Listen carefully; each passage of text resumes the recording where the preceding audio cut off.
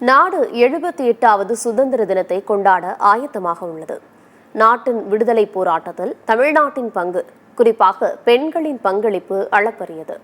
சுதந்திர போராட்டத்தில் பங்கேற்று தியாகங்களை செய்த எண்ணற்ற தமிழக பெண்களை பற்றி பார்க்கலாம்.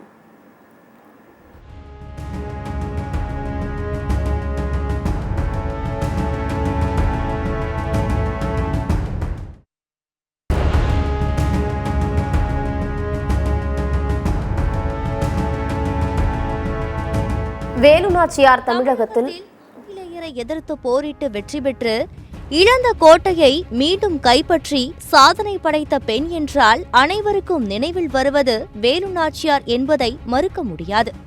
இவர் தன்னுடைய இளம் வயதிலேயே கல்வி, விளையாட்டு, சிலம்பம், வாழ்வீச்சு, ஈட்டி எறிதல், அம்பு விடுதல், குதிரை ஏற்றம், யானை ஏற்றம் என அனைத்து திறன்களையும் கற்றுத் தேர்ந்தார்.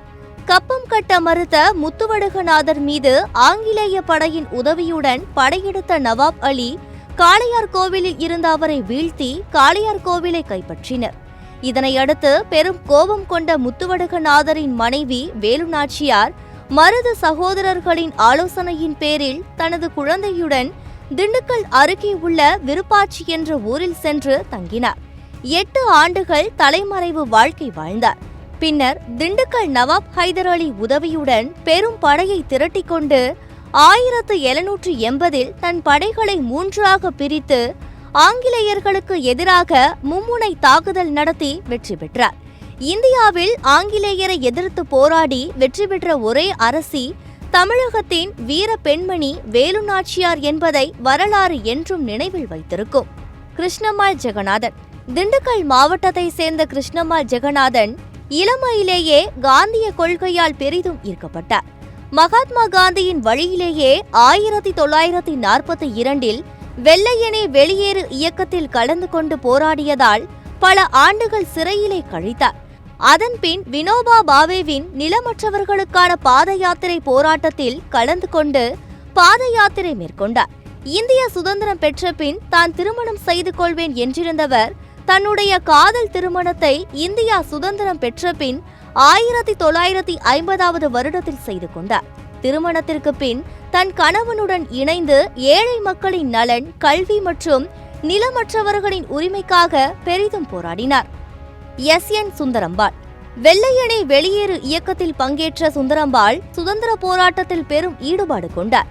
1928 15 வயதாக இருந்தபோது மகாத்மா காந்தி பிரிட்டிஷ் ஆட்சியை எதிர்த்து போராடுவதற்காக அழைப்பு விடுத்த போது கட்சிக்கு நன்கொடை அளிக்குமாறு பொதுமக்களிடம் வேண்டுகோள் விடுத்தார். 1941 சத்தியாகிரக போராட்டத்தின் போது பிறந்த மகனுடன் கைது செய்யப்பட்டு 3 மாதங்கள் சிறையில் அடைக்கப்பட்டார்.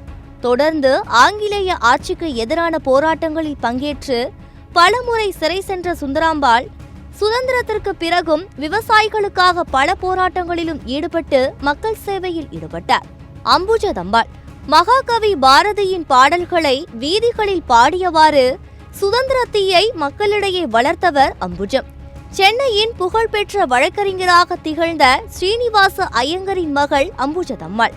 காந்தியையும் அவரின் மனைவி கஸ்தூரிபாவையும் நேரில் கண்டபின் எளிமையான வாழ்க்கை வாழத் தொடங்கினார்.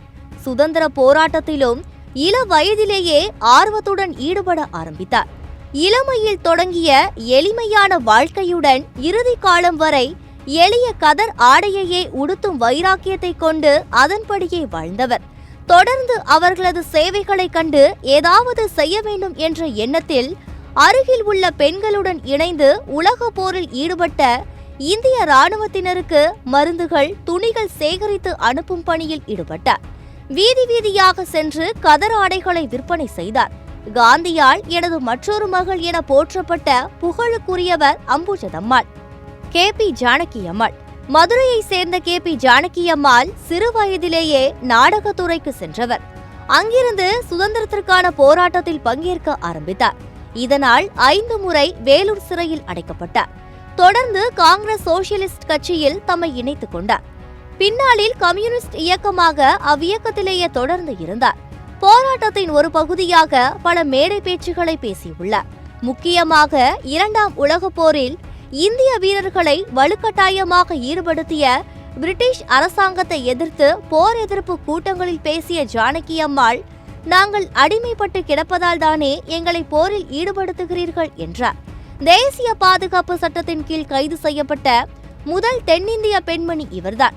பல இந்திய சுதந்திரத்திற்கு பின் அரசியலில் ஈடுபட்ட இவர் சட்டமன்ற உறுப்பினராகவும் தேர்ந்தெடுக்கப்பட்டார். கடலூர் அஞ்சலையம்மாள்.